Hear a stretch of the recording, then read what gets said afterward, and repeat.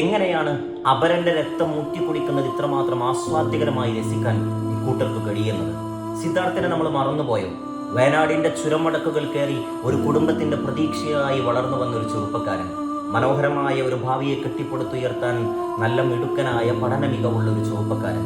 അവനെ കൊന്നുകളഞ്ഞതിന്റെ പിന്നിലും മനുഷ്യനാകണം എന്നൊക്കെ നമ്മുടെ തെരുവുകളിൽ പാടി മനുഷ്യത്വത്തിന്റെ മഹാ അർത്ഥസീമകളിലേക്ക് നമ്മെ കൊണ്ടുപോകുന്ന ആ സംഗീത വരികൾ ആലപിച്ചവരെ ആ കൂട്ടർ തന്നെയായിരുന്നു ഇതിന്റെ പിന്നിലും എന്ന് നമ്മൾ ബോധ്യപ്പെട്ടതാണ്.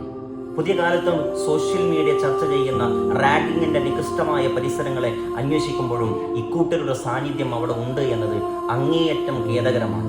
തന്നെപ്പോലെ പഠിക്കാൻ വേണ്ടി കലാലയത്തിലേക്ക് കടന്നു വന്ന ഒരു കൂട്ടുകാരനെ കയ്യും കാലും ബന്ധനസ്ഥനാക്കിയ നിലയിൽ തന്റെ ഇൻസ്ട്രുമെന്റ് ബോക്സ് തുറന്ന് അതിലെ കോമ്പസിന്റെ അഗ്രഭാഗം കൊണ്ട് അവന്റെ ശരീരത്തിൽ വേദനയുള്ള മജ്ജയും മാംസവുമുള്ള തന്നെ പോലെയുള്ള ഒരു കൂട്ടുകാരന്റെ ശരീരം കുത്തി നോവിച്ച് ആ വ്രണിതമായ പരിസരങ്ങളിലേക്ക് ടോയ്ലറ്റ് ലോഷൻ ഒഴിക്കുമ്പോൾ ആ ചെറുപ്പക്കാരെങ്ങനെ നിലവിളിക്കുന്നുണ്ട്.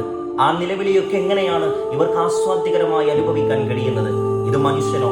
മൃഗമെന്ന് പറഞ്ഞാൽ മൃഗങ്ങൾക്ക് പോലും അപമാനമാകുന്ന ഒരു തലമുറ. ആരാണ് ഇതിനെയെല്ലാം ഇല്ലാതാക്കേണ്ടത്? ഇവർക്കെല്ലാം ഊർജം നൽകുന്ന, ഇവർക്കെല്ലാം കരുത്തേകുന്ന ചില പ്രത്യയശാസ്ത്രങ്ങൾ കേരളീയ പരിസരങ്ങൾക്ക് അവർക്ക് പിന്നിലും മുന്നിലും നിലകൊള്ളുന്നു എന്നതാണ് ഇവരുടെ ആത്മധൈര്യം. അതിനെയാണ് നമ്മൾ ഒരുമിച്ച് കേരളീയർ ഒറ്റ കരുത്തോടുകൂടി നമ്മൾ ചെറുക്കേണ്ടത്. അതിന് നമുക്ക് സാധിക്കും. കേരളം സർവ്വനികൃഷ്ടതകളെയും സ്ഫുടം ചെയ്ത് ലോകത്തിനും രാജ്യത്തിനും മാതൃകയായ ഒരു മണ്ണാണ്.